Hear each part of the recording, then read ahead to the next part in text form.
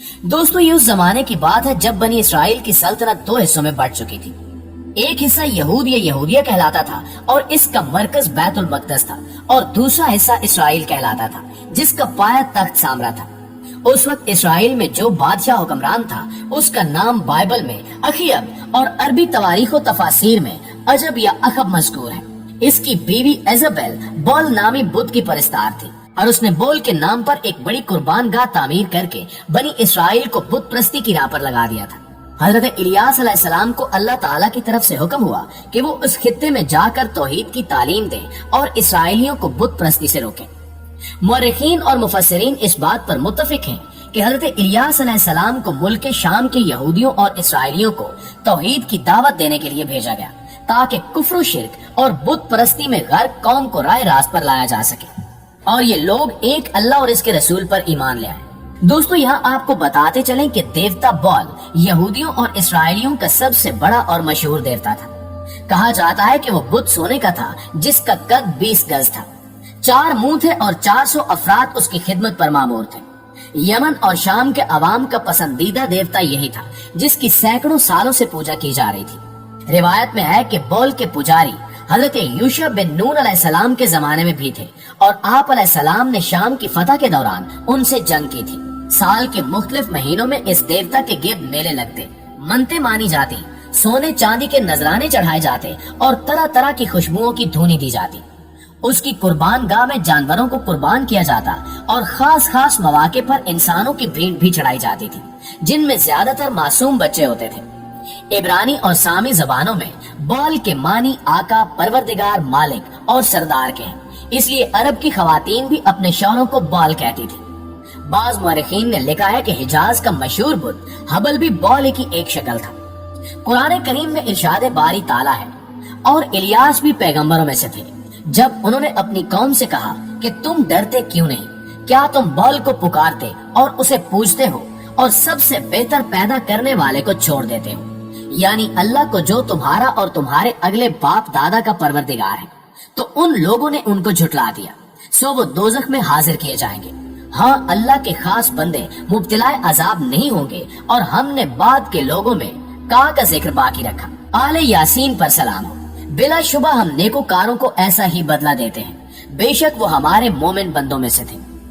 नाज़रीन ग्रामी, इस बुत की पूजा सिर्फ उस वक्त नहीं की जाती थी बल्कि आज भी मुख्तलिफ यहूदी गिरोह इस मिशन को जारी रखे हुए हैं। जैसा कि कुछ अरसा कबल यहूदियों की एक तकरीब में भी ऐसे ही मनाजिर देखे गए जहां एक ऐसा बुत पेश करके पूरी दुनिया से इसकी पूजा करवाई गई। इस तकरीब में हम देखते हैं कि कुछ सफेद रोशनी वाले सितारे पूरी दुनिया में आकर गिरते हैं जो असल में उस बुत की ताकत को दिखा रहे हैं, और ये ताकत दुनिया के हर एक कोने में पहुंच रही है। इसके बाद दिखाया जाता है कि इन्हीं चमकते पत्थरों में से एक लड़की पत्थर को उठाती है और दुआ करने लगती है, जिसके बाद देखा जा सकता है कि बाकी मुल्कों के लोग भी इन पत्थरों को उठाकर अपने घर में रख लेते हैं। जिसके बाद हम देखते हैं कि ये घर अपनी जगहों से उड़कर कॉमनवेल्थ गेम्स बर्मिंघम इंग्लैंड में पहुंच जाते हैं। इसके बाद वहाँ एक बड़ा सा लोहे का बुत दिखाया जाता है जिसे चंद खौफनाक शक्लों वाली औरतें खींचकर मैदान में ला रही होती हैं, जो दरअसल उसकी गुलाम होती हैं। ये मनाजिर वाज़े तौर पर कबाला जादू की जानिब इशारा करते हैं, क्योंकि इसमें भी शैतान के गुलाम इसे मशवरे देते हैं, लेकिन असल में वो खुद शैतान के गुलाम होते हैं। इस तकरीब में हम आगे चलकर देखते हैं कि ये बुत बहुत गुस्से में है, यहाँ तक कि इसकी आंखें गुस्से से लाल होती हैं और मुंह से आग निकल रही होती है, और ये अपने रास्ते में आने वाली हर चीज को तबाह करना चाहता है। लेकिन फिर इसके सामने कुछ जवान लड़कियां आती हैं जो इसकी पूजा करती हैं, और फिर देखते ही देखते वहाँ मौजूद दूसरे लोग भी इसकी पूजा करना शुरू कर देते हैं। नाज़रीन ग्रामी, कहा जाता है कि एक दफा बालबक नामी शहर दुल्हन की तरह सजा हुआ था। जश्न का समा था और अहले शहर ने रंग बिरंग कपड़े जेबे तन कर रखे थे।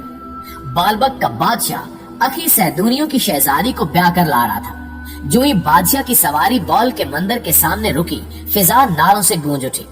जब शहजादी ने बॉल के खूबसूरत सोने से तैयार शुदा बुत को देखा तो बेइख्तियार सजदे में गिर पड़ी और अपने शौहर की सलामती की दुआएं मांगने लगी। बादशाह और मलका की देखा देखी अवाम भी बॉल के सामने सरबसजूद हो गए और दुआएं मांगी जाने लगी। ऐसे में अचानक एक शख्स जाहिर हुआ। उसने एक ऊंचे चबूतरे पर खड़े होकर चिल्ला चिल्ला कर कहना शुरू किया कि ए अहले बालबक, क्या तुम शरीयत मूसवी को भूल गए? क्या तुम सामरी को भूल गए? اس نے بھی تو بال جیسا سونے کا مجسمہ بنایا تھا۔ پھر تم جانتے ہو کہ موسیٰ نے اس کے اور اس کے ماننے والوں کے ساتھ کیا سلوک کیا تھا۔ اے اہل بال بک، کیا تم موسیٰ کی آخرت کی دعوت کو بھول گئے ہو؟ ابھی وہ بزرگ اتنا ہی کہہ پائے تھے کہ اچانک مجمع میں ہلچل مچ گئی۔ بادشاہ کے سپاہیوں نے بزرگ کو زمین پر گرا کر مارنا شروع کر دیا، جس کے بعد برچیاں چلائی جانے لگی اور ایک برچی بزرگ کے دل کے مقام پر اندر گھستی چلی گئی۔ ایک کربناک چیخ برآمد ہوئی جو شیطانی کہکہوں میں دب کر رہ گئی، اور بزرگ خدا کی وحدانیت کی شہادت دیتے ہوئے جام شہادت نوش کر گئے۔ یہ شریعت موسوی کے آخری توحید پرست بزرگ تھے۔ اس طرح کئی سال بیت گئے اور ہر طرف کفر و شرک اور طاغوت و شیطانیت کے جھکڑ چلنے لگے۔ بال دیوتا کے سب سے بڑے پجاری بروشس کے کہنے پر دیوتا کو انسانی جانوں کی بھیٹ دی جانے لگی۔ ہر مہینے بال دیوتا کی خوشنودی کے لیے رقص و سرور کی محافل منعقد کی جانے لگی۔ یکا یک اللہ تعالیٰ کی رحمت جوش میں آئی اور جلاد کے علاقے سے ایک شخص نے نبوت کا دعویٰ کر دیا، اور وہ کھلے عام بال دیوتا کے خلاف تبلیغ کرنے لگا، جسے سن کر کفر و شرک کے ایوانوں میں زلزلہ آ گیا۔ بادشاہ اخیب اور کاہن بروشوس کو اپنے اقتدار کی موت نظر آنے لگی، لہٰذا انہوں نے حکومتی اور مذہبی سطح پر آپ کا راستہ روکنے کی کوشش کی، مگر کامیاب نہ ہو سکے۔ یہ اللہ کے بزرگوں برتر نبی حضرت الیاس علیہ السلام تھے، جن کو اللہ نے نبوت دے کر بالبک کی طرف روانہ کیا تھا۔ ان دونوں گستاخوں نے سوچا کہ کیوں نہ الیاس سے کوئی معجزہ طلب کر لیا جائے۔ اس کے بعد ایک کھلے میدان میں بادشاہ، کاہن اور شہر کے بہت سے لوگ جمع ہیں۔ حضرت الیاس علیہ السلام بھی وہاں موجود ہیں۔ ایک بیل کو ذبح کر کے اس پر لکڑیاں رکھ دی گئیں، تو بادشاہ نے آپ علیہ السلام سے مخاطب ہو کر کہا کہ اگر آسمان سے آگ اتر کر اس بیل کو جلا دے تو ہم ایمان لے آئیں گے، ورنہ تمہیں سزا بھگتنی ہوگی۔ حضرت الیاس علیہ السلام بارگاہ الہی میں عرض کرنے لگے کہ اے باری تعالیٰ، یہ لوگ معجزہ مانگتے ہیں، شاید ایمان لے آئے، اپنی رحمت سے آگ بھیج دے جو ان لکڑیوں کو جلا دے۔ ابھی دعا ختم بھی نہ ہونے پائی تھی کہ آسمان سے آگ ظاہر ہوئی، اور دیکھتے ہی دیکھتے بیل اور بکریاں جل کر راکھ ہو گئی۔ معجزہ دیکھ کر اخیب ایمان لایا اور اقرار کرنے لگا کہ آپ اللہ کے سچے رسول ہیں۔ بادشاہ کو دیکھ کر بہت سے لوگ ایمان لے آئے، لیکن کاہن بروشوس نے بادشاہ اور لوگوں کو بہکانا شروع کر دیا کہ یہ معجزہ نہیں، نظر بندی ہے۔ اگر الیاس سچے نبی ہوتے تو اکثریت ان پر ایمان نہ لے آتی، ان کے پیروکاروں کو انگلیوں پر گنا جا سکتا ہے۔ حضرت الیاس علیہ السلام نے خبردار کیا کہ اے لوگوں، میں اللہ کا نبی نہیں، رسول بھی ہوں، ویسا ہی جیسا کہ نوح، لوط اور موسیٰ تھے۔ یاد رکھو، اگر تم نے میرا انکار کیا تو ایک معینہ مدت کے بعد تم پر اللہ کا عذاب برسے گا۔ ان سب باتوں کے بعد بھی لوگ اپنی ضد پر قائم رہے، اور پھر آخرکار اس شہر پر اتنا سخت عذاب آیا کہ پورے کا پورا شہر تہس نہس ہو گیا۔ جی تو معزز دوستو، یہ تھی ہماری آج کی ویڈیو۔ اس حوالے سے آپ دوستوں کی رائے کیا کہتی ہے، کمنٹ کر کے ہمارے ساتھ شیئر ضرور کیجیے گا۔ انشاءاللہ آپ سے ملاقات ہوتی ہے اگلی ویڈیو میں، تب تک اپنا خیال رکھیے۔ اللہ نگہبان۔